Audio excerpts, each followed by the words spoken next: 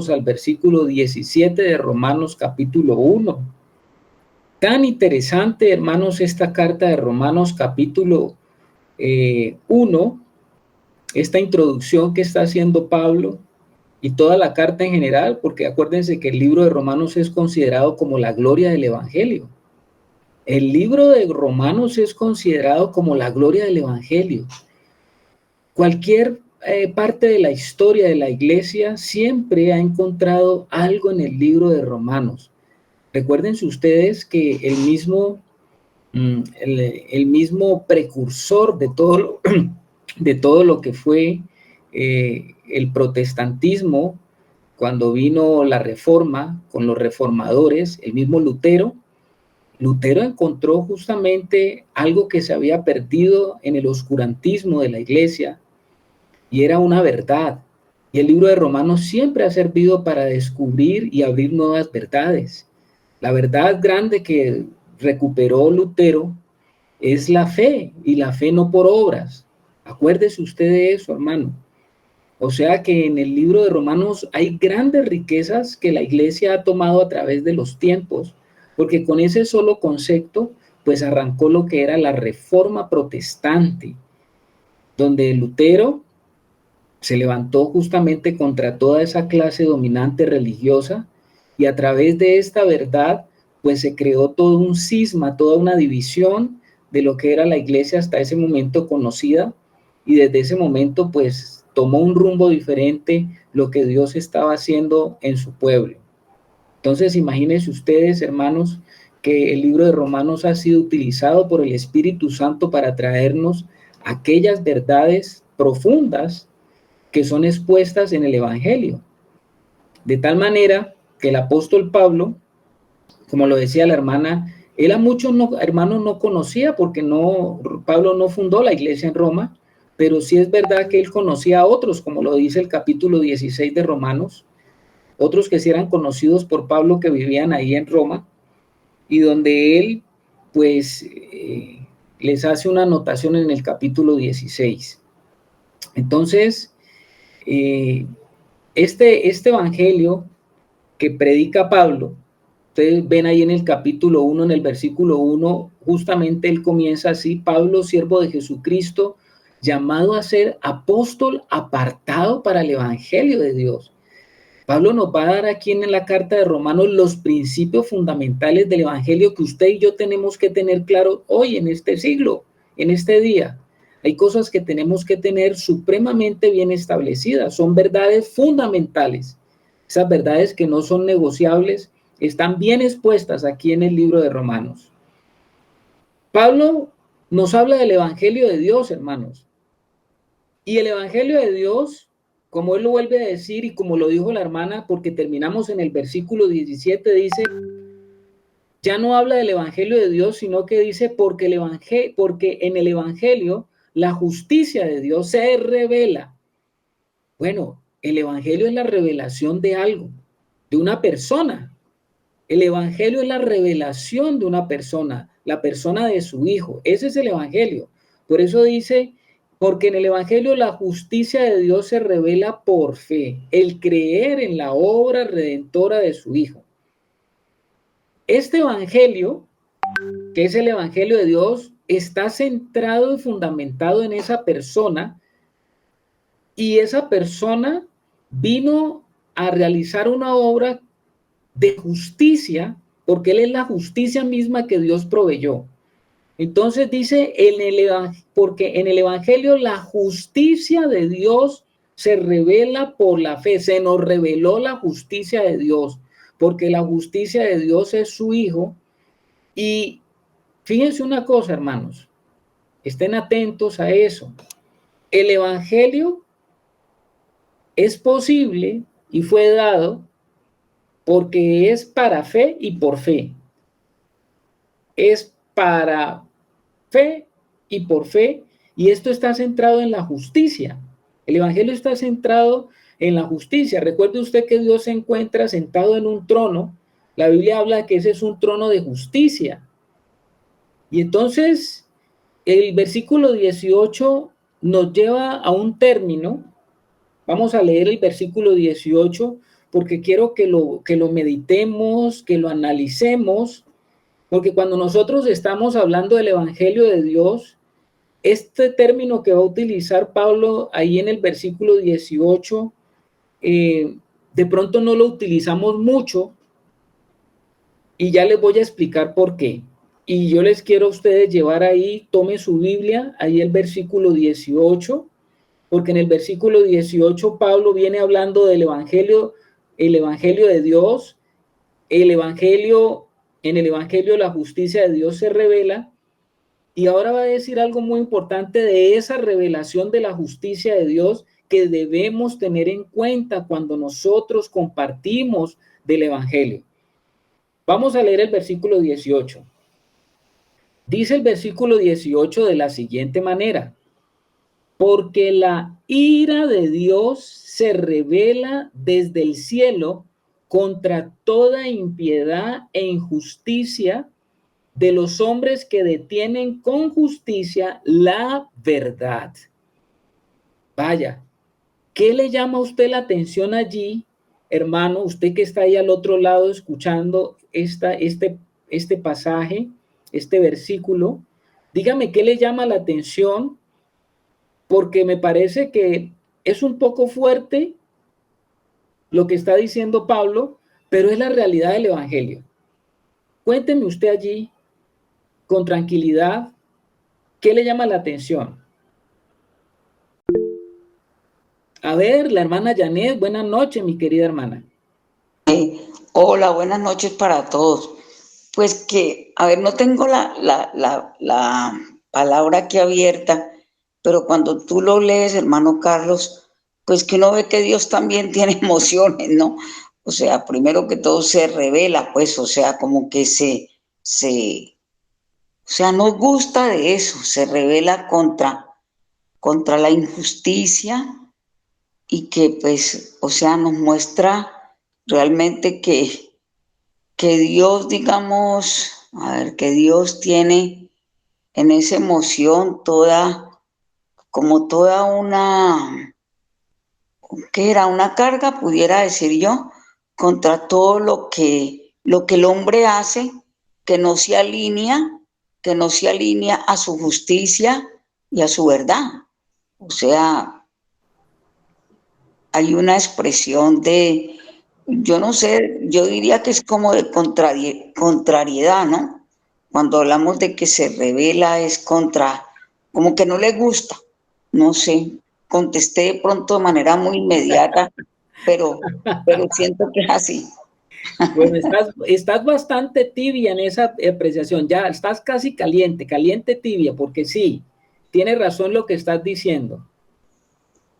Hay algo que está diciendo el apóstol Pablo y ese algo está allí en ese comienzo del versículo. ¿Qué dice la hermana Luz Helena?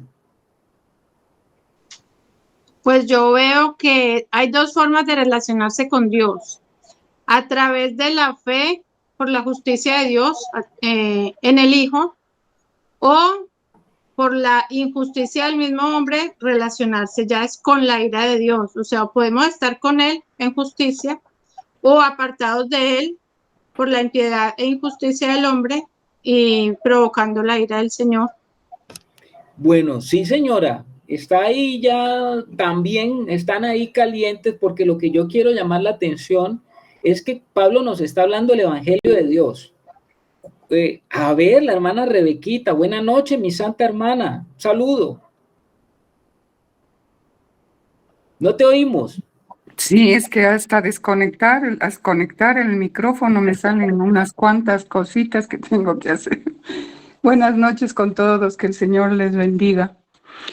Bueno, aquí, Carlitos, como lo que me llama mucho la atención realmente es esta parte que dice, ¿no? Que contra toda impiedad e injusticia de los hombres que detienen con injusticia la verdad.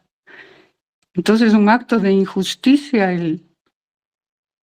es un acto de injusticia, dice, de los hombres, que el detener la verdad, y nosotros somos llamados a proclamar esa verdad, a dar a conocer esa verdad. Entonces sí me llama la atención que el detener la verdad es un acto de injusticia que provoca la ira de Dios. Entonces, ¿cómo estamos nosotros llamados a dar a conocer esa verdad y no detenerla, ¿no? Esto Amén. me llama la atención.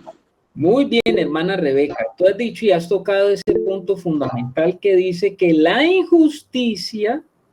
A ver, Maite, ¿qué quiere decirnos? Que tiene también el micrófono. Carlitos, ¿Ya? ¿sí me escuchan? Sí. Bueno, aquí en otra versión dice, pues lo que se conoce, Dios está revelando desde el cielo en su ira. Dice, está en contra de los que se rebelan contra él y cometen injusticias contra otros. Ellos conocen la verdad, pero la ocultan con la maldad que practican. Esta versión es la palabra de Dios para todos. Entonces, pues aquí está claro, ¿no? De que el Señor, pues, está enojado, ¿no? Porque otros que le conocen la verdadera verdad y hacen injusticia a otros. Pues eso es lo que Amén. yo estoy entendiendo aquí, ¿no? Entonces Amén. él se levanta contra eso, ¿no? Eso es, Carlitos. Tocaron todos el punto, mi hermana. ¿Por qué? Porque Ya. ustedes notan allí esa palabra, la ira de Dios, y Pablo está hablando del evangelio de Dios. Y cuando usted toca esa palabra ira de Dios, es una palabra que de pronto es muy ajena en los círculos evangélicos cristianos, porque a nosotros se nos vive, cuando se nos habla del evangelio, se nos habla del amor de Dios. Pero mire que el apóstol Pablo comienza aquí y me llama poderosamente la atención porque el Espíritu Santo pues lo llama a confrontar al hombre, porque todo el desarrollo que va a hacer aquí Pablo, de aquí en adelante, porque él va a confrontar, él es el apóstol que está colocando los fundamentos y que él va a hablarnos acerca de la justicia de Dios y que Dios es un Dios airado, si lo vamos a decir, es un Dios que tiene ira, no es la ira del hombre, es la ira de Dios, que es una ira santa, pero es ira. Y dice que la ira de Dios se revela. ¿Por qué toco esto? Porque yo les decía que casi todos nosotros hemos sido forjados en el ambiente del evangelio. Yo mismo, cuando conocí del Señor, de lo primero que me hablaron fue acerca de Dios te ama y tiene una vida con propósito para ti. Esas, las famosas, los que crecimos o conocimos del Señor desde unos 25, 30 años para acá, a nosotros se nos compartía el evangelio y muchos compartimos el evangelio con la que se conocían como las 4 leyes espirituales. Y ellas comenzaban con el amor de Dios, ¿no? Está bien, el amor de Dios está bien, pero me llama la atención poderosa de que Pablo comienza es por lo contrario, porque Pablo no comienza hablando del evangelio de Dios por el amor de Dios, sino que él comienza hablando de la ira de Dios. No sé si a usted le llama la atención eso. Y esto es importante porque tristemente hoy es ignorada en la mayoría de los círculos religiosos este tema que está relacionado con la ira. Lo que más se menciona pues con frecuencia es el amor de Dios, pero raras veces se habla de un Dios airado o un Dios que tiene ira. A ver, mi querida hermana Hilda. No, solo algo cortico, me ocurría que si no tendría algo que ver la audiencia para la cual estaba dirigida esa carta, ¿no? Porque iba para Roma y pues Roma estaba podrida, o sea, era, mejor dicho, un antro de perdición en muchos sentidos. Y aunque obviamente en todas partes había pecado, pues digamos que la cultura judía así fuera con fariseísmos y religiosidad y todo eso, pues digamos como que era más contenida, pero ya la sociedad romana era otro cuento, ¿no? Bueno, la hermana Hilda nos habla del énfasis de pronto que podía ser por ese lado, pero vamos a ver que el desarrollo de la carta, sí, Roma estaba podrida como toda nuestra vida humana está podrida, la sociedad humana está podrida, y yo creo que él comienza allí justamente por eso, porque él quiere recalcar que el asunto del evangelio es un asunto de que usted o que el ser humano como que reaccione frente a una realidad. Al presentar el evangelio, Pablo sabía que tenía que presentar la condición del ser humano para que usted pueda entender qué es la justicia de Dios, que es tan difícil a veces entender esto. Yo mismo, cuando recibí el evangelio, yo le soy sincero, yo solamente me vine a dar cuenta de esto, de mi problema, muchos años después. Porque cuando yo recibí el evangelio, claro, me hablaron del amor de Dios, pero quiero serle sincero, yo creo que la perspectiva que yo tenía del evangelio era tan diferente a lo que es el verdadero evangelio, porque yo pensaba que yo estaba bien en muchas áreas de mi vida y que cuando el Señor vino a mi vida, fue a arreglar algunas cositas malas que estaban en mi corazón. Y yo pensaba que esas cositas malas fue las que vino el Señor a arreglar porque todo lo demás estaba bien. Pero a mí nadie nunca me habló de un evangelio donde yo estaba terriblemente mal y que Dios necesitaba hacer, era un hombre nuevo, donde yo pudiera entender que era un asunto de justicia. Eso no se me compartió, eso yo lo conocí mucho tiempo después. Parece que no podemos, cuando nos hablan de ese amor paternal, parece que ignoramos que nosotros merecemos es la ira de Dios. Creo que hay un ministerio que actualmente está manifestando, compartiendo el evangelio así. Yo creo que ustedes lo han visto, que son dos actores de Estados Unidos que presentan un evangelio partiendo justamente desde la realidad del pecado del hombre, no desde la necesidad del hombre. ¿Qué dice Luz? Y después Rebeca. A ver, Luz. Sí, hermano, solo iba a decir que es que el evangelio son buenas noticias, pero las buenas noticias parten de que hay unas malas noticias primero. Y si cuando no entendemos o no, el Señor no nos ha llevado a entender o nuestro corazón está duro, de que estamos, mejor dicho, muertos, estamos en lo peor del foso sin el Señor. Entonces, de ahí la dureza de muchos corazones porque no reconocen ese estado en que están sin Dios. Entonces, a partir de la mala noticia viene la buena noticia del evangelio, porque sin esa mala noticia como que se resta al impacto verdadero y tan maravilloso que es el evangelio del Señor. Amén, amén, hermana. Qué bueno que lo puedes decir de esa manera. Es una realidad. Lo que acaba de decir Luz es que el evangelio parte de una mala noticia para que conozcamos la buena noticia. Maravilloso, hermana. A ver, la hermana Rebeca.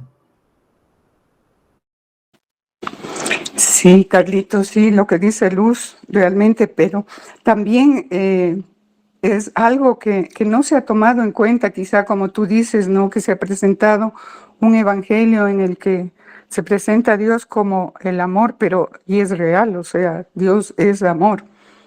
Entonces, y si nos ponemos a ver cómo Dios opera, cómo Dios, o sea, podemos decir, porque a veces decimos Dios es bueno, y yo pienso que Dios no es tanto como decir Él es bueno, a pesar de que lo es, pero es más, es justo. O sea, eso trasciende que sea bueno o malo, porque para unos puede ser lo que Él hace bueno, o para otros pueden tomarlo como malo, pero lo que Él es justo. Entonces, ciertamente que la Escritura dice, Dios es amor, pero también dice es fuego consumidor. Pero viendo eso, o sea, aún la justicia de Dios con la ira que manifiesta aquí, siempre será para nuestro bien. O sea, jamás la ira de Dios se manifiesta para destruirnos, porque la palabra dice que cuando los juicios de Dios llegan a la tierra, es para que el hombre aprenda justicia. Entonces, aún los juicios de Dios, y aún en su ira, porque si vemos Apocalipsis también, ¿no? Después de esa gran tribulación que va a haber, dice que Juan vio a muchos vestidos de blanco, con vestiduras blancas, y preguntó, ¿y quiénes son estos? Son los que salen de la gran tribulación. Es decir, que mucha gente incluso va a necesitar eso para ser salvo. Entonces, la ira de Dios podemos ver que es para nuestra salvación, incluso para necesitamos, porque ¿qué dice la justicia de Dios? La justicia de Dios no es como la justicia del hombre, ¿no? La justicia del hombre dice ojo por ojo, diente por diente, o sea, el que comete pecado, vea, tiene una condenación, el que hizo esto, que pague con cárcel, con prisión. En cambio, la justicia de Dios, quizá la justicia del hombre nos da lo que nos merecemos, la justicia de Dios nos da lo que necesitamos, y a veces necesitamos esa disciplina de Dios. Dice que Dios al que ama lo disciplina y aún azota al que recibe por hijo. Entonces, si vemos en eso, es una expresión aún de justicia y de amor, aún la disciplina de Dios. Porque, como digo, la ira de Dios no es que se manifiesta para destruirnos. Eso quería compartir, Carlitos. Bueno, gracias, mi santa hermana. Muchas gracias por esas participaciones. Evidentemente que estamos tratando de entender por qué Pablo arranca desde allí, ¿no? Porque Pablo arranca mostrando la condición de lo que nos hablaba también la hermana Luz, porque aún nosotros mismos, cuando compartimos el evangelio, mis santos hermanos, y esto para que usted lo tenga presente, nosotros hemos compartido un evangelio desde la necesidad del ser humano. Por eso es que mucho del cristianismo de hoy es un cristianismo que se considera como light, porque no se ha expuesto el evangelio de la manera eficaz. Porque si ustedes ven al apóstol Pablo o a los apóstoles a través de las cartas, nunca el compartir del evangelio de ellos estuvo relacionado solamente con esa parte de la necesidad que yo tengo de salud, de dinero, de bienestar, de arreglar un problema, de que Dios me arregle a mí la condición que estoy viviendo ahora solamente porque necesito en este momento que el Señor venga para que se me solucionen mis problemas. Pero si ustedes se dan cuenta, los apóstoles no compartían o no hablaban de Cristo desde esa perspectiva. La primera vez que se da una enseñanza, la primera enseñanza de la iglesia que dio el apóstol Pedro, si ustedes la recuerdan ahí en Pentecostés, no partió desde eso, no desde partió de que vengan los que están necesitados ahora, que tenga esta enfermedad, no fue así. Lo primero que compartió Pedro relacionado con el evangelio estuvo relacionado con lo que habían hecho ellos, porque dice que ellos habían matado al Mesías, y eso se lo recordó Pedro. Les recordó la palabra, lo que se decía del Mesías, y ustedes, dice Pedro, mataron al Mesías, y dice que eso los compungió a ellos, de tal manera que todos dijeron, ¿y ahora qué haremos? Acuérdense de eso. Ahora, ¿por qué quiero llevarlos por este lado? Porque, como les digo, el evangelio que hemos vivido en este último tiempo es un evangelio que está muy centrado en el bienestar del hombre. El centro es el hombre.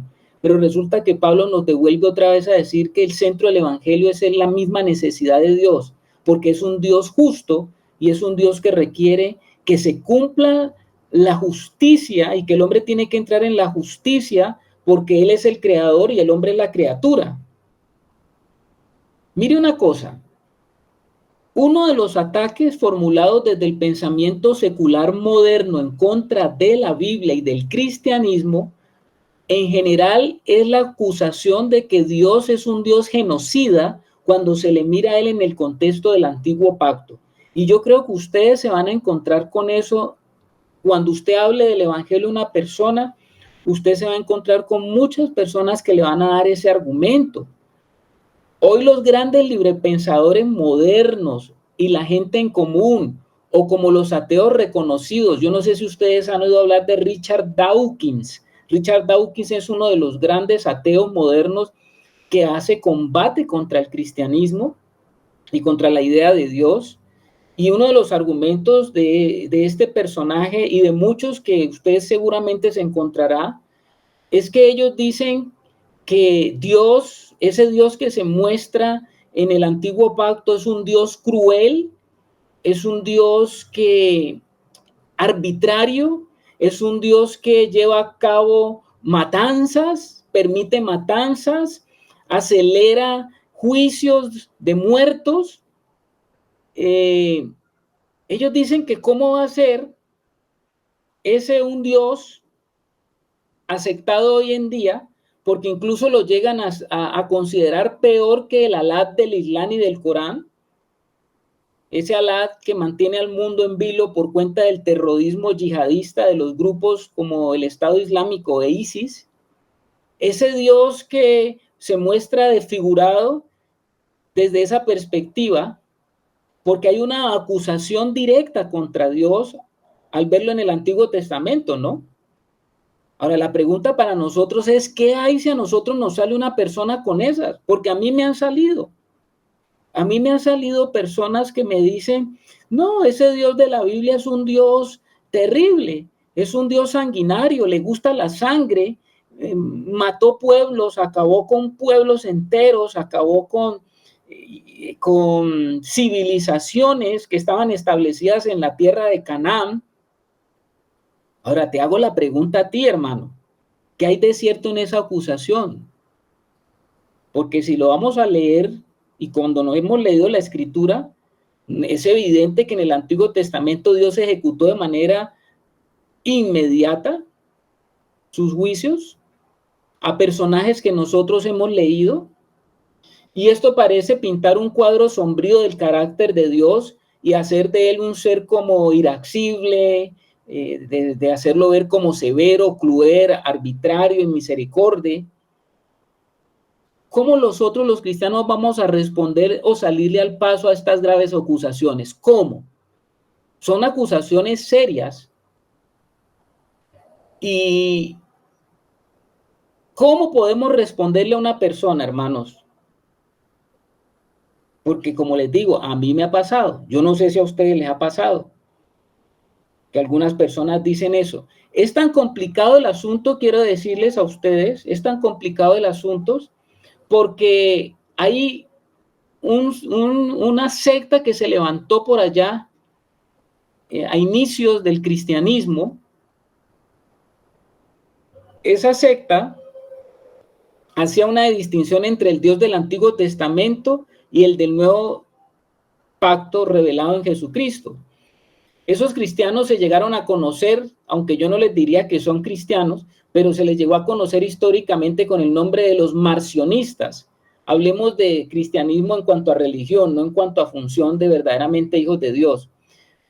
¿Y qué eran los marcionistas?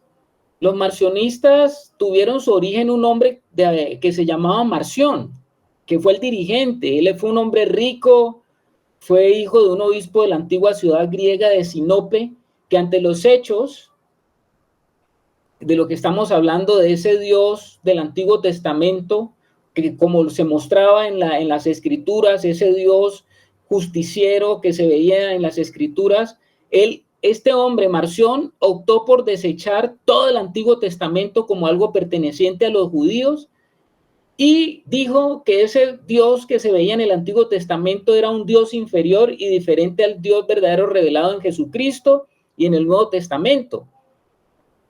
Digamos que él desechó el Antiguo Testamento y el Nuevo Testamento toda mención favorable que fuera para los judíos. O sea que Marción hablaba de dos dioses diferentes, el Dios tribal e inferior del Antiguo Testamento, al que los judíos adoraban, que era un Dios caprichoso, vengativo, cruel y severo, y el Dios verdadero del Nuevo Testamento, el Dios bondadoso y de amor, Padre de nuestro Señor Jesucristo. Nosotros sabemos por la historia que Marción y sus seguidores fueron condenados como herejes en su momento. Pero nos sigue la pregunta, ¿cómo vamos a responder a estas acusaciones dirigidas contra el cristianismo?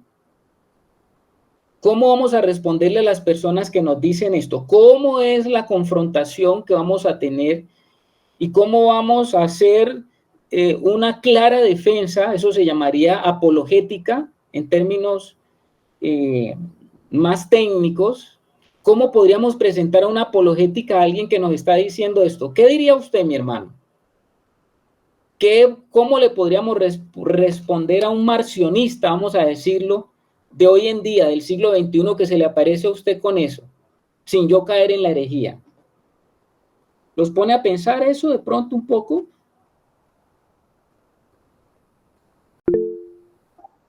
A ver, Rebeca.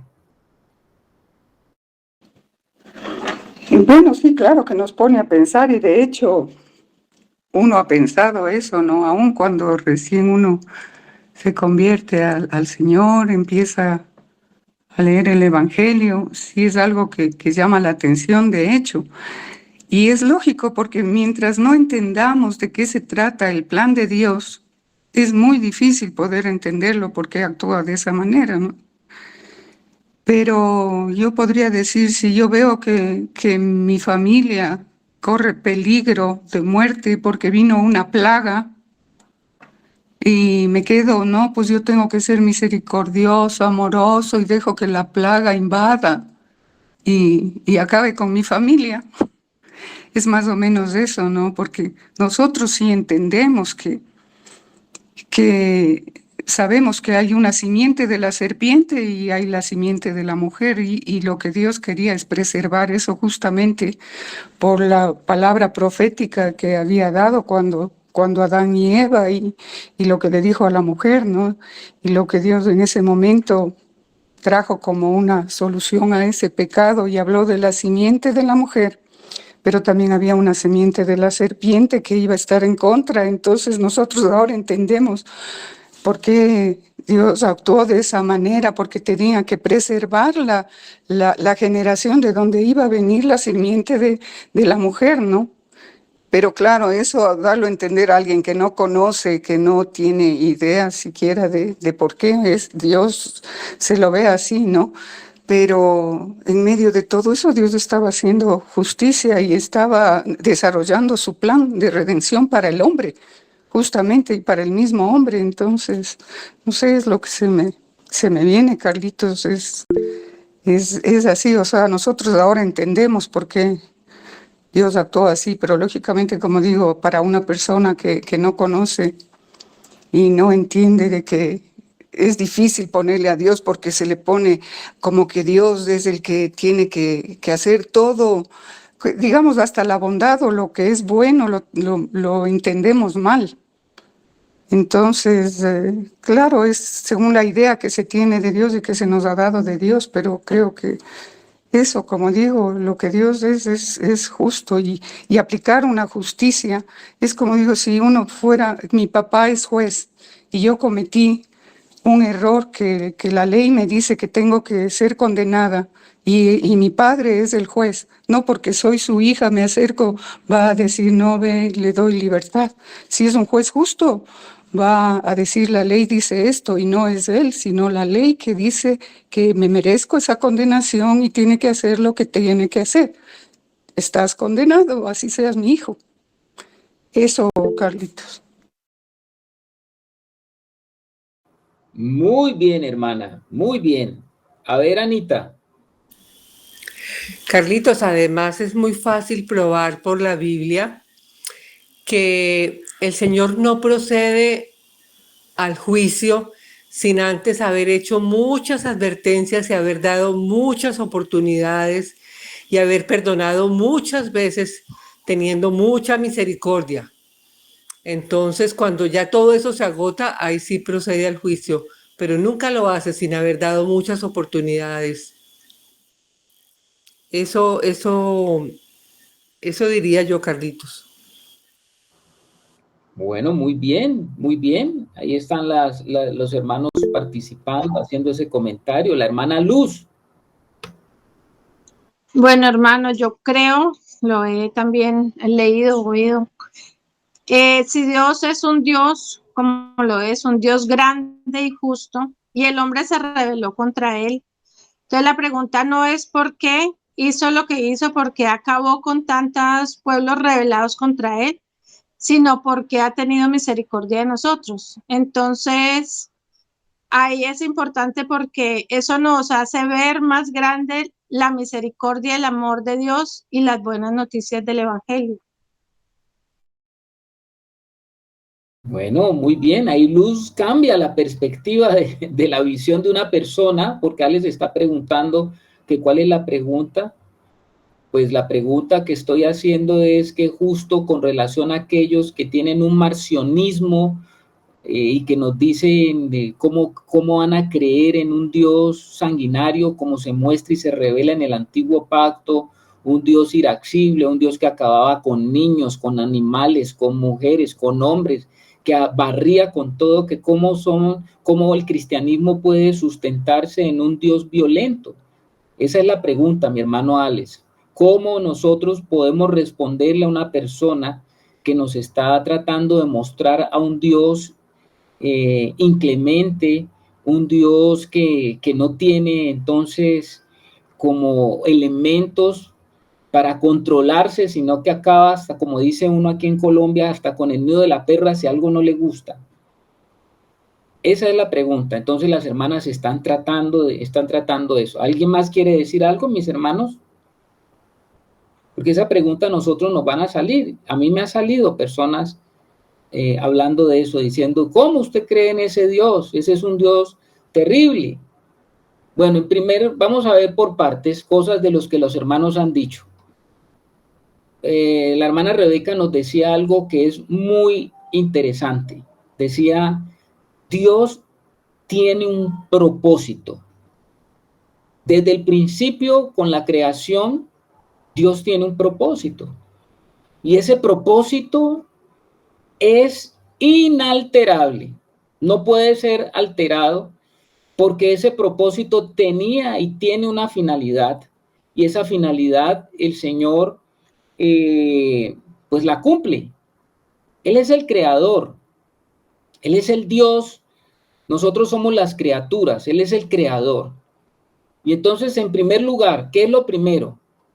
Bueno, desde que Dios creó al hombre, Dios dejó claras las reglas del juego. ¿Cuáles reglas del juego? Pues Dios le informó a la humanidad en cabeza de Adán y Eva. Él les dio una sentencia acerca de algo que ellos no deberían de hacer, porque al hacer algo, Él imponía una consecuencia. Desde el principio Dios ha mostrado que el hombre, aunque tiene libre albedrío, el hombre asume consecuencias si el hombre no está ajustado a la realidad de su creador. ¿Y cuál fue la realidad a la que ellos tenían que estar sometidos de acuerdo a lo que Dios había establecido? Él les estableció, el día que comas del árbol que yo les dije que ustedes no comieran, ciertamente morirán. Morirán, como dice también Ezequiel 18:4, la persona que peque, el alma que peque, morirá. Eso lo estableció el Señor y ese fue, digamos, el mandato universal que Él le dio a Adán y Eva. Era el único mandato. Si ustedes comen de eso, ese día van a morir. Podemos decir que el Creador estableció reglas de juego muy claras y justas para nosotros,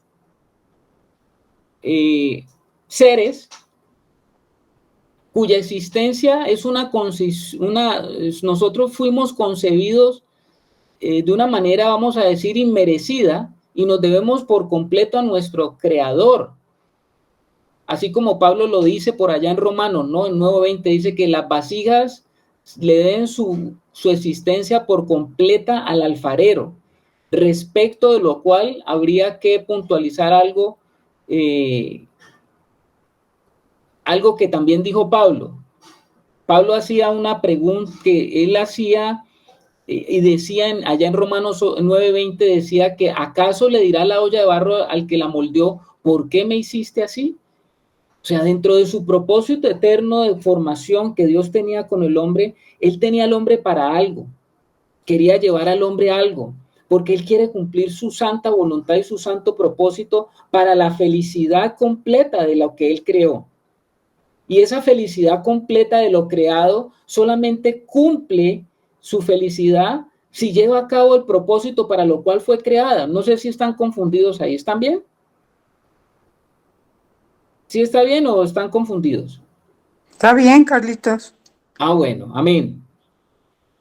Las reglas de Dios eran claras y justas porque consistían en que el pecado o la desobediencia, cualquiera que ésta fuera, acarreaba la muerte inmediata del culpable. El día que de él comas, ciertamente morirás. Y Pablo dice también eso en el Nuevo Testamento. Eso no está tan solo en el Antiguo, sino que en el Nuevo Testamento, porque Pablo allá, justamente aquí en Romanos 3:23 dice eso, ¿no? Por cuanto todos pecaron y están destituidos de la gloria de Dios. O sea que tenemos un creador que nos ha dicho cuál es la manera como nos debiéramos de conducir, ya que somos criaturas creadas con un propósito y Él quiere que esa criatura creada con ese propósito llegue a ese fin, a ese término que asegura la realidad y la realización de nosotros como seres humanos. Eso es lo que desea el Señor. El Señor desea nuestra realización como seres humanos creados y por eso Él estableció una regla. ¿Cuál es la regla? El día que pecares, ciertamente morirás. Él estableció una sola regla y era una regla justa. ¿Y por qué era justa? ¿Por qué era justo, hermanos? ¿Por qué era justo que el hombre creyera y le obedeciera al Creador? ¿Por qué creen ustedes que era justo eso?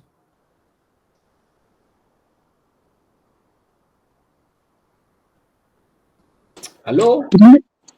Primero porque somos obra de sus manos, Carlitos. Exacto. Él es quien pone el propósito de su obra, de su creación. Amén, amén, exactamente y justo por lo que dice la hermana Rebeca. Es justo si nosotros somos los que fuimos creados, pues es justo que el Creador nos dé a nosotros la instrucción, nos muestre cómo es y nos diga cómo somos y cómo funcionamos y bajo qué norma vamos a funcionar y cómo vamos a caminar sobre esta vida. Eso es justo. Eso es justo porque Él es nuestro creador. El ser humano es libre en cuanto más esté ajustado a la realidad de su creación. Por la razón por la que el ser humano fue creado y se mueva en esa realidad, pues será libre, porque en esa medida en que yo me muevo, podré encontrar mi realidad y mi realización como ser humano. Esto parece como algo muy filosófico, pero prestenle atención y verá que no nos vamos a perder. Entonces, la primera razón es por la razón de que Dios es el creador. Y Dios como creador estableció un propósito con el hombre. Y nada ni nadie puede interponerse con ese propósito que Dios ha establecido. Bendito propósito del Señor. Eso es lo primero. Lo segundo, porque Dios es justo y santo. Porque Dios es justo y santo. Esa es la respuesta que tenemos que dar, porque estamos ante un Dios que está sentado en un trono de justicia y Él en su trono de justicia es santo. Dios no hace nada indebido, Dios no hace nada malo o injusto, Dios no hace nada que sea de tachar, sino como dice Habacuc 1:13, son tan puros tus ojos que no puedes ver el mal. Y Dios creó a esta criatura a su imagen conforme a su semejanza. O sea que Dios creó a una criatura que va a expresar la justicia y la santidad de Dios. Para eso nos creó, somos vasos de barro, para tener esa forma.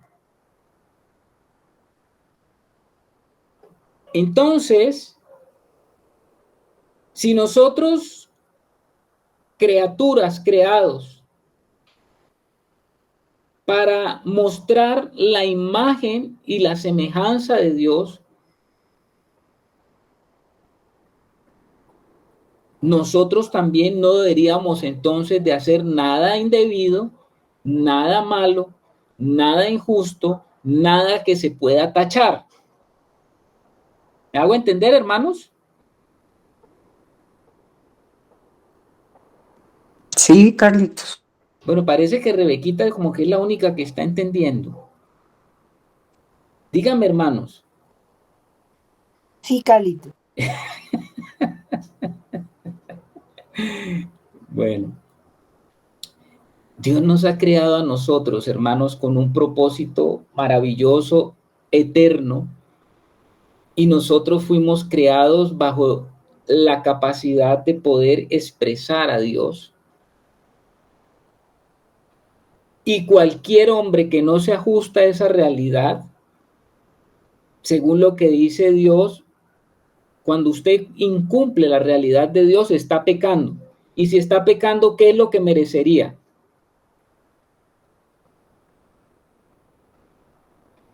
La muerte. La muerte, exactamente. En el mismo momento que nos salimos del propósito para el cual fuimos creados, en el momento que no estamos siendo ni estamos cumpliendo con la razón para la cual fuimos diseñados, creados, porque Dios creó al hombre para obedecer a un diseño, a un propósito eterno. Si nosotros no estamos cumpliendo con lo que nosotros, con lo que Dios nos mandó, con lo que Dios creó para que nosotros viviéramos, entonces lo único que deberíamos de esperar es la muerte. Vuelve ahí la figura del alfarero. El alfarero está haciendo un vaso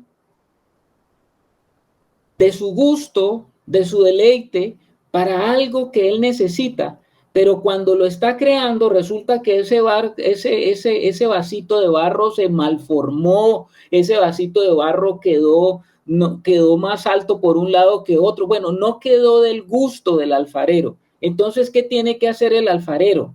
Pues el alfarero sencillamente coge esa masa que está formando y vuelve y la despiporra, para hablar en términos modernos, la despiporra y vuelve otra vez a comenzar. Eso a usted le pasa todos los días y a mí me pasa todos los días. Usted está haciendo algo, está diseñando algo, llámese manual, llámese en computador, llámese en el trabajo que usted hace, está haciendo algo con un propósito y en el momento que lo que usted está haciendo, usted lo mira, detalla lo que está haciendo, analiza lo que está haciendo y dice, no, esto no me va a servir para lo que yo estoy haciendo. ¿Qué hace usted?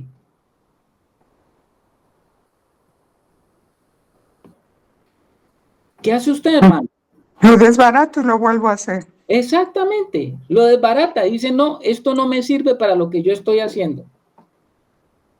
O sea que el hombre que no cumple con el propósito de lo que Dios lo ha mandado, lo ha dirigido, si no está cumpliendo, lo único que le esperaría sería la muerte.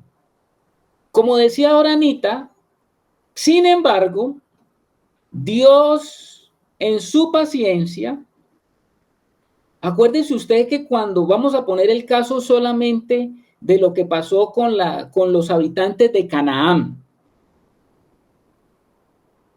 Bueno, quiero decirles que los habitantes de Canaán eran unas personas que caminaban por fuera de todo lo que era Dios, conocimiento de Dios y todo lo que representaba a Dios. Sin embargo, cuando el Señor le mostró a Abraham esa tierra, dijo Dios que Él le iba a dar la oportunidad a esa gente, a ese pueblo de Canaán, para que ellos como que enmendaran en algo su caminar. Y dice que les dio un tiempo para eso. ¿Cuánto tiempo les dio? ¿Cuánto creen ustedes qué tiempo dio el Señor para que esa gente enmendara su caminar? Más de 400 años, mi hermano. Amén. Más de 400 años les dio el Señor a esta gente para que ellos se pudieran arrepentir.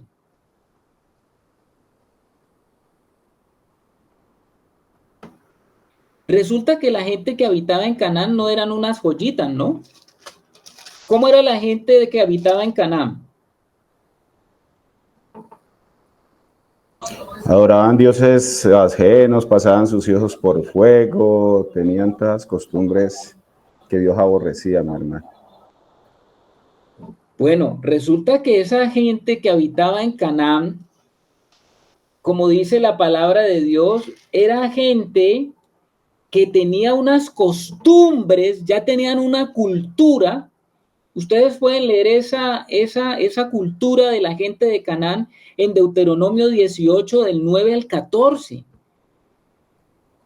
¿Por qué Dios decidió acabar con esa gente y no quería que quedara nada de ellos? Porque todo ese pueblo estaba totalmente contaminado. Era un pueblo que estaba lleno de justamente de idolatría.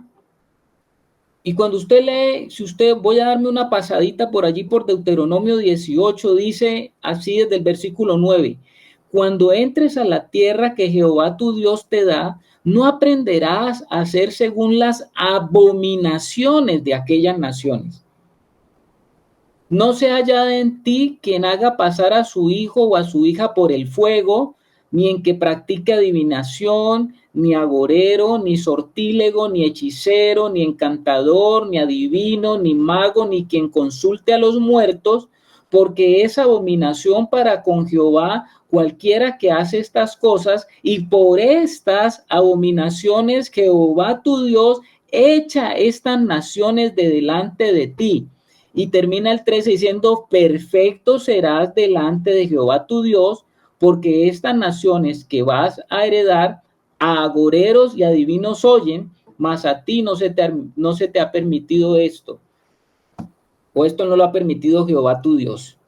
O sea que cuando Dios estableció esos juicios en el Antiguo Testamento severos, era porque el Señor necesitaba que esa tierra cumpliera con el propósito para el cual Él la estaba trayendo, y era necesario que no estuviera contaminada para que su pueblo santo pudiera habitar esa tierra y llegarse a la feliz conclusión del pacto que Él había hecho, porque Él había hecho un pacto, y ese pacto estaba relacionado con el traer al nacimiento de su hijo a esta tierra en medio de una cultura establecida por Dios.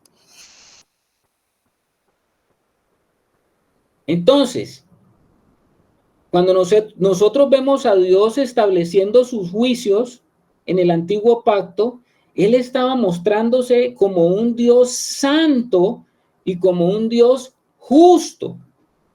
Estaba comenzando a darle conciencia al hombre que había caído en el profundo hoyo del pecado, porque recuérdese que la civilización de la tierra estaba así, totalmente contaminada por el pecado, porque entre el hombre más se alejó de Dios, más caía en la profundidad del pecado. Y en esa realidad del hombre alejado de Dios, pues pasa todo lo que le pasa al hombre, perdiendo su foco, perdiendo su propósito, perdiendo la razón de ser y obstaculizando los propósitos de Dios y de lo que Dios ha querido hacer. Ahora, esa misma ira que se revela, encuentra y se presenta a lo largo y ancho, no solamente del antiguo pacto, eso se presenta también en el nuevo pacto, porque la ira de Dios es contra el pecado. Y eso se revela. En el antiguo pacto se revela de una forma y en el nuevo pacto se revela de otra forma, pero es la misma ira que se está revelando de Dios. Eso no ha cambiado. Esa misma ira que se revela y se encuentra presente a lo largo y ancho de toda la Biblia, incluyendo el Nuevo Testamento, la podemos referir como la refirió un hombre de Dios que decía, la ira de Dios es solamente la tristeza de su amor. Así la definió este hombre. ¿Qué es lo que quiere decir eso? Dios no puede amar a expensas de la justicia. Grábese eso, mi hermano. Dios no puede amar a expensas de la justicia. Dios en su amor va en verdad más allá de la justicia, pero ese amor no hace otra cosa que justicia. La cruz de Cristo es al mismo tiempo una cruz de juicio y una cruz de gracia. Revela la paridad que hay entre la justicia de Dios y su amor. Es de hecho el establecimiento en un solo evento. Justicia y amor. Yo no puedo decir que Dios, que es amor, va a dejar pasar de todo, porque ante todo Dios es justo. Dios se encuentra en un trono de justicia, pero Dios es amor. Y porque es amor, tiene que aplicar la justicia. Creo que ahora daba un ejemplo, Rebeca, de eso, ¿no? Vamos a poner un ejemplo para entender un poco. Una persona reconocido, digamos, una persona reconocido asesino, reconocido ladrón, reconocido hombre malo, hace a alguien contra un ser querido tuyo. Hace algo terrible contra un ser querido tuyo. Y entonces el hombre es capturado en medio del acto y es llevado a tribunal y se conoce que el juez encargado de dictar la sentencia contra el tipo de cosas que hace un asesino como esto, un hombre reconocido, este hombre es reconocido, este juez es reconocido por ser un hombre muy amoroso en su casa, con su familia.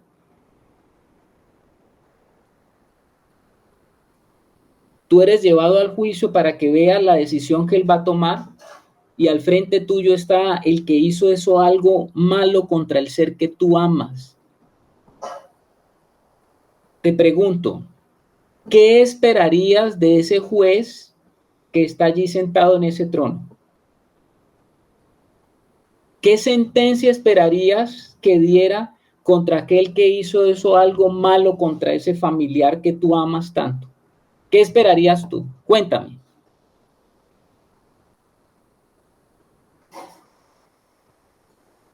No misericordia, sino justicia. ¿Solamente luz? Así es, Carlitos, que haga justicia. Simplemente Pero si uno va a un juicio, lo que se espera es justicia, ¿no? Pero es un juez muy amoroso. No esperaría. Bueno, así sea amoroso, tiene que hacer justicia. Eso es lo que hablábamos justamente. Muchas veces podemos sacrificar nuestra integridad por nuestra reputación. Y en el Hijo de Dios eso no cabe.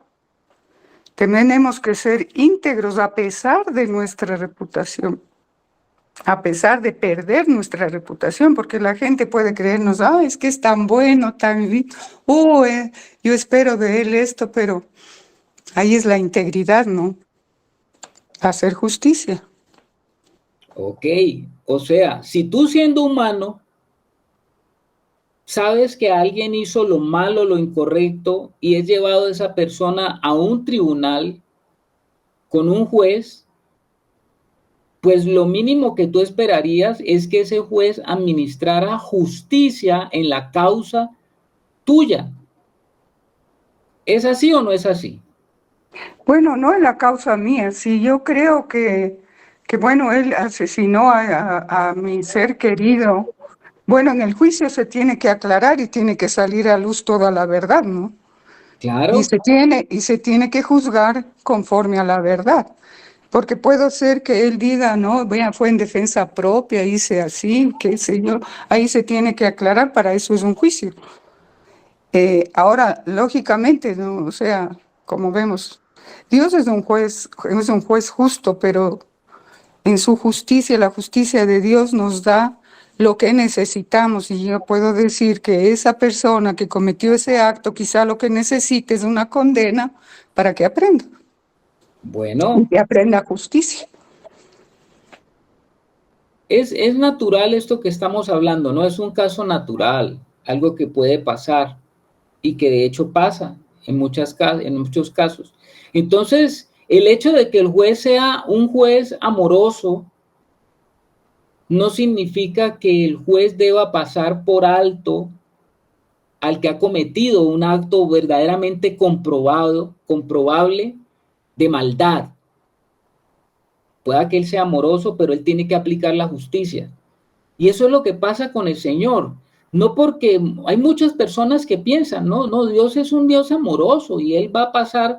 He escuchado a personas decir eso, ¿no? He escuchado decir, no, Él al final, Él va a hacer lo bueno conmigo. Bueno, Dios siempre va a hacer lo bueno contigo, pero no es lo bueno que tú consideras que es lo bueno. Porque Él primero y ante todo, el Señor está sentado en un trono de justicia y Él está administrando justicia.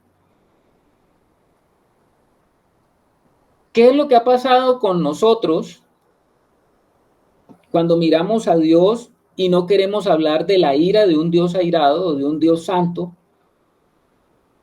Es que nos hemos acostumbrado a pensar que no somos tan malos como para merecer la muerte. Eso nos ha pasado en nuestra propia realidad, ¿no? No, yo no soy tan malo. Hay otros más malos que yo. Pero a los ojos de un Dios que es justo y santo, somos pecadores y merecemos la muerte, hermanos. Ese es el dictamen de un Dios justo y santo, porque Él lo estableció así en el huerto, por cuanto el día que comas del árbol, ese día morirás. Y después Pablo lo dice, por cuanto todos pecaron, están destituidos de la gloria de Dios.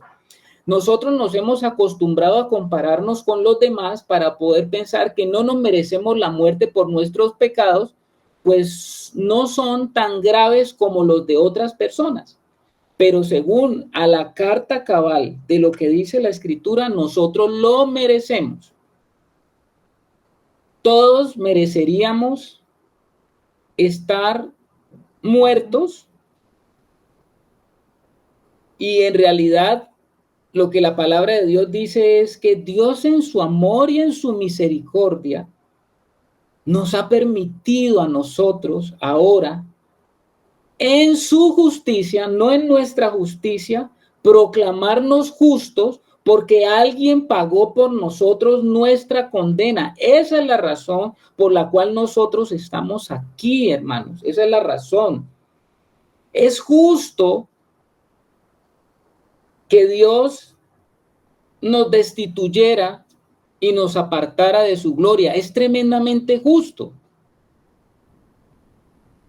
Pero Dios en su misericordia y en su amor, queriendo acercarnos nuevamente a Él, Él ha preferido y ha querido que nosotros podamos volver al corazón de Él, volvernos a introducir en su gloria para podernos volver a introducir en el propósito eterno al cual Él nos llamó, porque Él nos llamó para un propósito y Él no ha perdido ese propósito, hermanos, y ahora por la gracia y el amor que hay en el Padre, nosotros a través de Jesucristo no somos considerados como culpables, porque ya el Señor descargó su ira en su Hijo para que nosotros pudiéramos volver a la presencia de Él.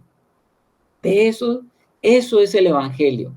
Ese es el Evangelio. Dios no ha cambiado. ¿En qué sentido? Dios sigue airado con la persona que no está en Cristo. La persona que no está en Cristo está bajo la ira de Dios. Y usted me podrá decir, y hermanos, ¿y usted por qué dice eso? Bueno, porque es que la Escritura lo dice. Cuando usted va al libro de Efesios, allá en el libro, en la carta a los Efesios, Pablo lo explica, ¿no? ¿Cómo así que Pablo lo explica? Mire usted en Efesios capítulo 2 de Efesios, que aquí Pablo también nos está hablando del Evangelio, ¿no? Nos está hablando del Evangelio y lo que es la gracia. Porque ¿qué es la gracia? Es justamente eso. La gracia es que Dios en su amor ha pasado por alto. Y dice Pablo en Efesios 2, y Él os dio vida a vosotros cuando estabais muertos en vuestros delitos y pecados, en los cuales anduvisteis en otro tiempo siguiendo la corriente de este mundo, conforme al príncipe de la potestad del aire, el espíritu que ahora opera en los hijos de desobediencia, entre los cuales también todos nosotros vivimos en otro tiempo en los deseos de nuestra carne, haciendo la voluntad de la carne y de los pensamientos, y éramos por naturaleza hijos de ¿qué? Hijos de ira, lo mismo que los demás. O sea que cuando una persona, estamos en el nuevo pacto, una persona que no ha entrado en la realidad de la vida de Dios, es una persona que está bajo una cubierta de la ira, y está bajo la cubierta de la ira porque es una persona que está fuera del propósito de Dios.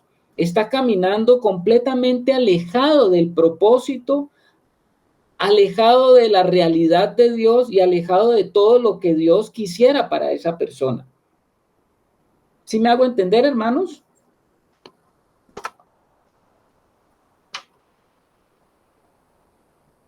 Muy bien, Carlitos. Yo creo que todos entienden, sino que ahora no han estado con ganas de hablar. No es que solo yo hablo, pero que no han estado con ganas de hablar nomás. Yo creo que todos entienden. Bueno, amén, amén, amén. Mire que el Señor, aquí dice Pablo en esta carta, porque la ira de Dios se revela desde el cielo contra toda impiedad e injusticia. Claro, la condición de Dios de ira contra el pecado no ha cambiado, y el hombre que permanece en pecado, pues está bajo esa ira porque está en pecado. Se revela desde el cielo contra toda la impiedad e injusticia de los hombres que detienen con injusticia la verdad. Ahí aparecen dos términos. Primero la impiedad y por otro lado la injusticia. Preste atención a eso, hermano. ¿Qué dice mi hermano Alex? A ver, como para que eso no se vuelva solo entre los dos allá. Tú dijiste algo ahora que pues solamente cuando podemos entender cómo es el propósito eterno de Dios, que es lo que hemos venido entendiendo, es que podemos entender, tú dijiste algo ahora que pues es como paradójico y contrario cuando uno se lo dice a una persona natural. Dice, somos más libres en cuanto más nos ajustemos a la realidad de Dios. Pero pues contrario, el hombre se cree más libre entre más lejos ande de la voluntad de Dios.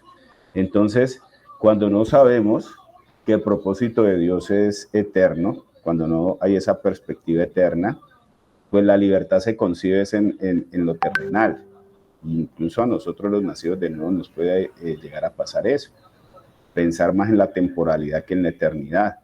Entonces, en ese sentido, pues la libertad de Dios se estrecha. La libertad de Dios solo le llega al hombre cuando se da cuenta de que los planes del Señor son en extremo más altos y son eternos. Entonces ahí es donde somos libres, y pues por eso dice el Señor, conoceréis la verdad y la verdad nos hará libres. Pero el hombre natural nos queda ver fácil su condición.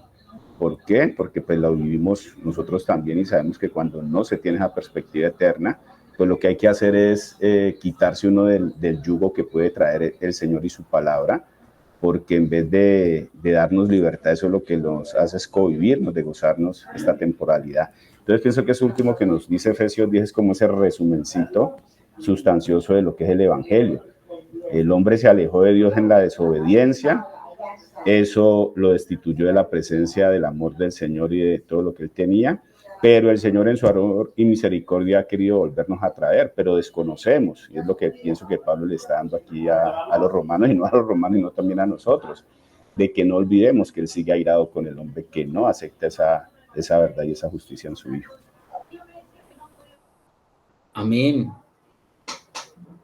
Amén, hermano. Dios, como lo dice aquí, Él se ha revelado contra toda impiedad e injusticia. Dios tiene que juzgar porque Él se encuentra sentado en un trono de justicia y Él tiene que derramar su ira sobre todo lo que no alcance su norma de justicia, porque Él es un Dios justo.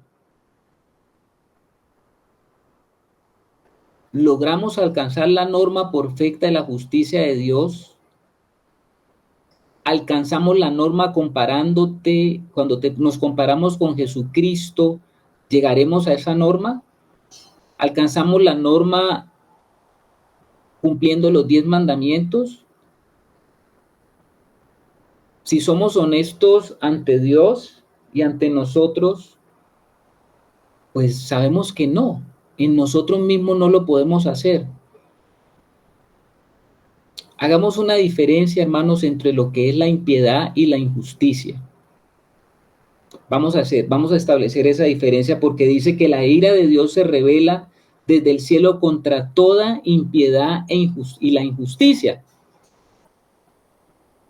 Recordemos que cuando Moisés bajó del monte Sinaí, él tenía las 2 tablas de piedra con los 10 mandamientos. Creo que para eso lo recordamos. Dentro de esos primeros mandamientos, ustedes recuerdan, los 4 primeros mandamientos estaban dirigidos a las demandas de Dios. No tendrás dioses ajenos, no tomarás el nombre del Señor Dios en vano, no te darás imágenes talladas ni semejanza de dioses, y acuérdate del día de reposo para santificarlo. Violar cualquiera de esos 4 mandamientos constituía una mala relación con Dios. Eso es lo que se llama impiedad. La segunda tabla trataba de la relación del hombre con el prójimo. Violar una de las leyes de la segunda tabla de piedra es no vivir ese tipo de vida correcto que debemos de vivir con el prójimo. Por tanto, constituye lo que es injusticia. Una mala relación con mi prójimo es injusticia.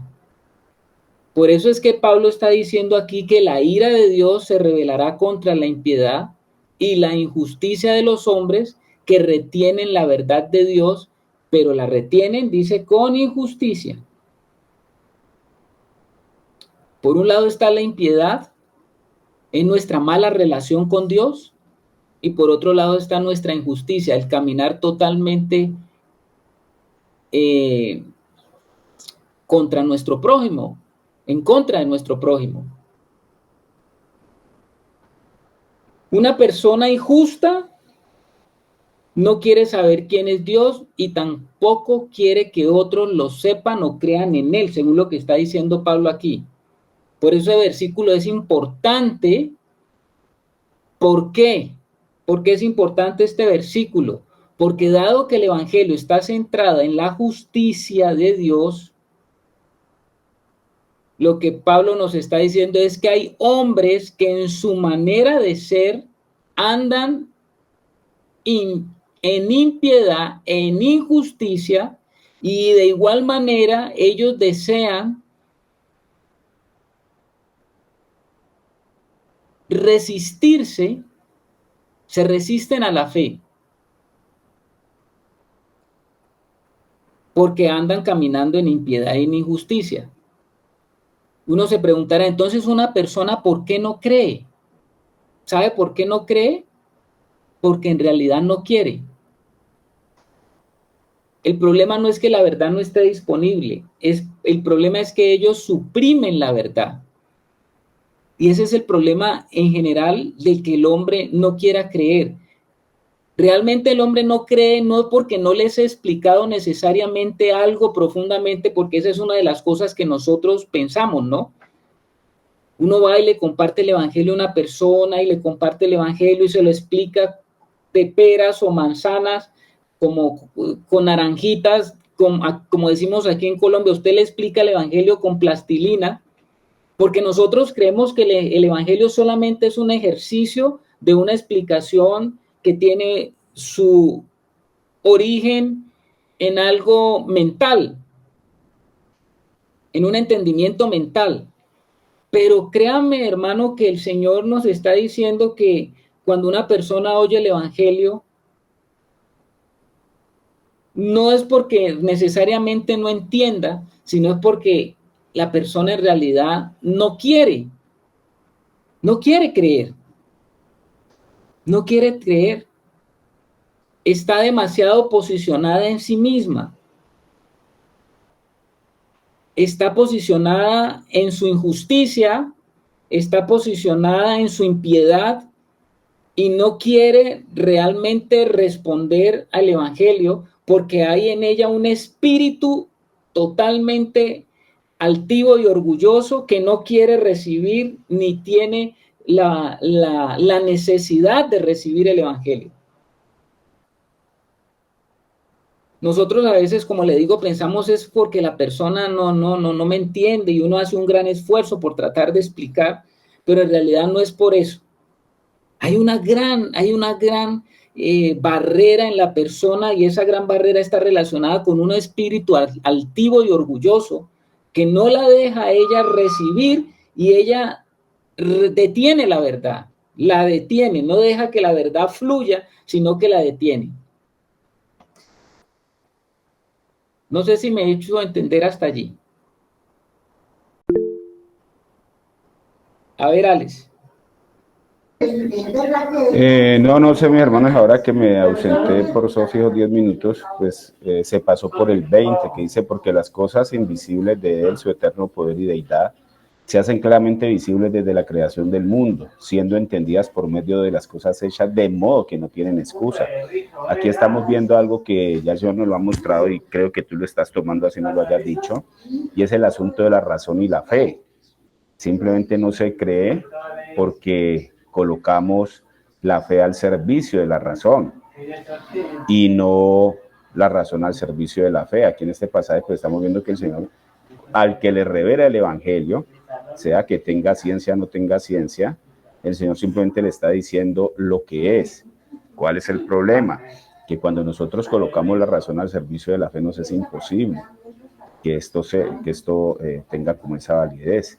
Entonces lo que estamos viendo es eso, que el injusto y el que practica la impiedad pues suprimen la verdad. Eso es lo que está Pablo como tratando de explicarle allí a estos hombres, que la impiedad y la injusticia pues son como esa actitud rebelde, esa falta de sujeción que tiene el hombre al conocimiento de Dios. ¿Por qué? Pues por lo que ya hemos visto, la razón, lo que sea. Además acordémonos que estaba pues hablándole a gentiles en Roma principalmente.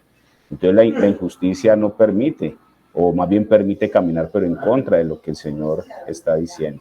Entonces pienso que eso que nos mostró el Señor ahora a tiempo de esas dos cositas, ¿no? O está la fe al servicio de la razón, o la razón al servicio de la fe, porque el asunto es que no se cree, mi hermano, aún nosotros. Bueno, mi hermano, usted se adelantó un poquito porque no habíamos llegado allá, pero para allá vamos. Vamos a ese versículo 19. Luz. Hermano, tengo una pregunta más bien. Cuando uno comparte con otra persona el evangelio, hay veces que uno nota que la persona sabe, como que entiende, sabe que el Señor es como el verdadero, pero uno nota ese apego al mundo, a la comodidad de lo que vive, que no les permite como dar ese paso y, como usted dice, no les permite creer. Entonces, ahí pues uno sabe que el que da la nueva vida pues es el Espíritu Santo, ¿cierto? Es Dios a través de su Espíritu el que da la regeneración. Pero ahí entonces uno que yo digo pues orar, o sea, porque a veces uno le comparte y vuelve y le dice a veces, pero uno nota esa dureza del corazón en ese sentido, la comodidad del mundo, y lo digo también por mí porque yo fui así pues muchísimo tiempo. Entonces, Mi pregunta es, pues ahí no puede hacer uno nada, ¿cierto? Fuera de orar. Efectivamente, mi hermana, ahí lo único que puedes hacer es que Dios le permita a esa persona abrir su corazón, porque Dios es el que conoce el corazón, y Dios permite abrir el corazón cuando una persona está lista para escuchar el evangelio, pero una persona que está así, pues hay que orar para que Dios ablande ese corazón, ¿no? Porque continuamente el Señor está trabajando en eso. ¿Qué es lo que está trabajando el Señor permanentemente? El Señor es el labrador y el Señor está trabajando perfectamente con todas las circunstancias que pasan alrededor de las personas. Está moviendo esa tierra para que esa tierra se vuelva una tierra que pueda aceptar la semilla, ¿no? Ese es el trabajo que siempre está haciendo el Señor. ¿Qué dice Alex? Sí, que el Señor dice en Juan 7:17, ¿no? Que el que quiere hacer la voluntad del Padre sabrá si las palabras que nosotros hablamos, pues ahí lo estaba hablando Jesús en primera persona, pero sabemos que si lo tenemos a Él, pues nosotros somos los embajadores de la calle y lo podemos tomar también nosotros en primera.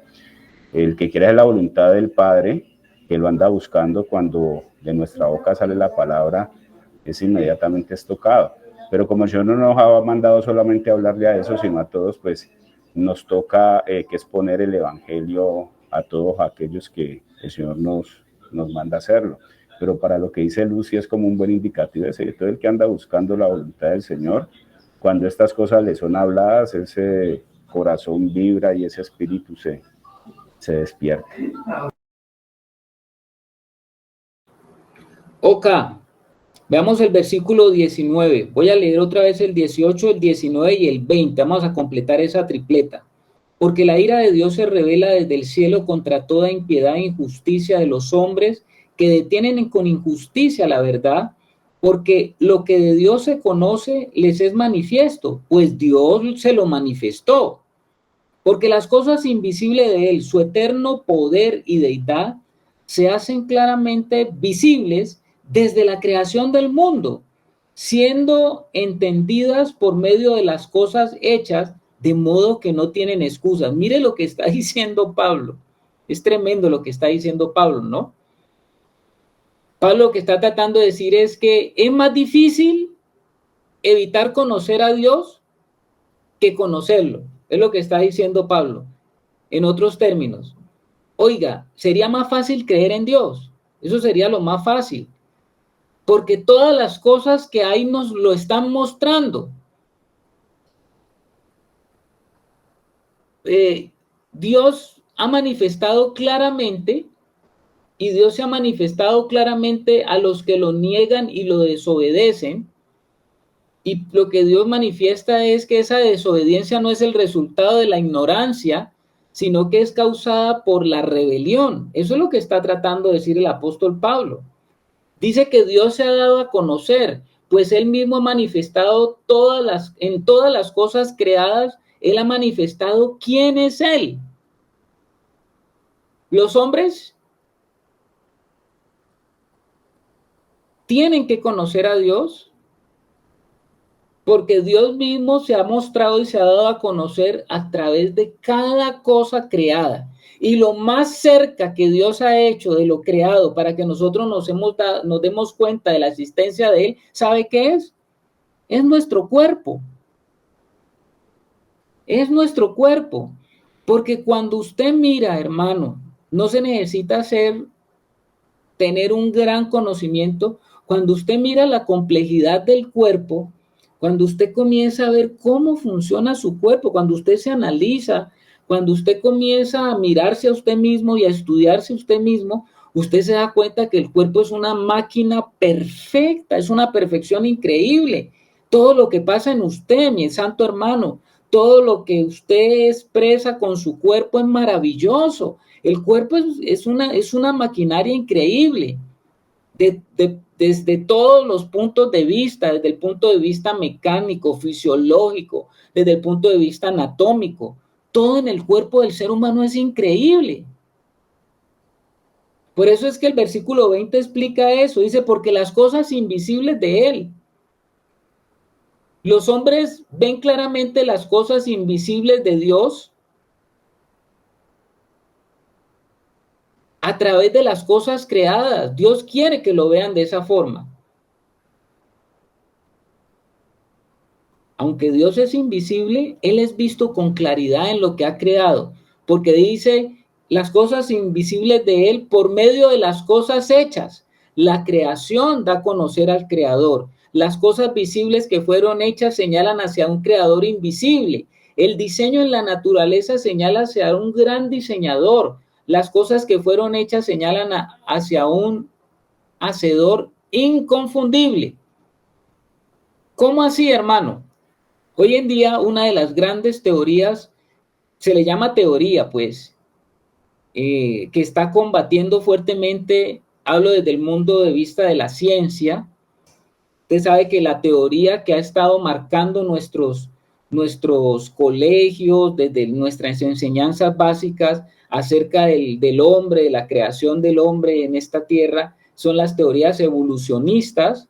Ahora, yo soy biólogo de formación y todas esas enseñanzas nos fueron entregadas a través de la ciencia, pero hoy en día a nivel de la ciencia se ha levantado otra gran enseñanza que se llama no el creacionismo, sino el diseño inteligente. Ustedes van a escuchar mucho en el campo científico de hoy en día a muchos eruditos científicos de la ciencia del hombre hablando de lo que es el diseño inteligente, porque ellos pues afirman que basta usted con verse a usted y con ver a todo lo que rodea el universo y todas las cosas, de que usted no puede creer que todo esto fue causado por el azar, que todo esto, que el producto de su cuerpo, la complejidad de su cuerpo, el funcionamiento de su cuerpo es una cuestión de eventos azarosos y de mutaciones que se dieron a lo largo de organismos que dieron lugar a una complejidad de un ser humano. Eso usted no lo puede entender. Entonces, cuando ustedes oigan esos debates, sobre todo de teólogos cristianos contra ateos, usted siempre oirá hablar de la lucha entre el diseño inteligente y la ciencia de la evolución. Dos cosas que podemos aprender sobre el Dios de la creación. Número uno, su eterno poder y su deidad. Esas dos cosas, cuando vemos lo creado, tenemos que tenerlo presente. Mire el poder de Dios, mire que Él es un creador para haber hecho todas estas cosas, ¿no? Mirando la creación podemos aprender muchas cosas acerca del creador, porque es que la palabra de Dios dice que lo creado fue, de lo que se ve fue hecho de lo que no se ve. O sea que viendo lo que se ve, nosotros también podemos comenzar a entender a Dios y conocer a Dios. Cuando los seres humanos miran la creación, deben concluir que alguien tuvo que estar, una inteligencia superior tuvo que estar detrás de todo esto. Bueno, hermanos, dejemos allí porque nos ha llegado ya el tiempo. Quedamos entonces en el versículo 20. Porque lo que va a seguir tratando Pablo a partir de estos argumentos es tenaz. Porque Pablo va a mostrar, a través de lo que él va a seguir en el libro de Romanos, mostrando la decadencia del hombre, la rebelión del hombre, hasta dónde llega el hombre en su rebelión contra Dios y hasta dónde Dios llega con el hombre en esa rebelión. Hermanos, qué bueno estar aquí esta noche con ustedes. Démosle gracias al Señor porque yo creo que algo de pronto el Señor ha colocado más en nuestro corazón. Y qué bueno que podamos entonces seguir meditando, ¿no? Está bien que usted se siente en esta semanita, le invito a eso, y que vuelva a leer la carta aquí a este primer capítulo y léalo, todo este capítulo, para que usted mismo vaya con los apuntes que seguramente ha tomado, con aquello que le quedó a usted en su corazón, vaya armando lo que el Espíritu quiere hablar acerca del Evangelio y sobre todo lo que está relacionado con la justicia de Dios. Porque el Evangelio nos revela la justicia. ¿Y cómo Pablo va a enlazar todo esto que él viene tratando con los romanos?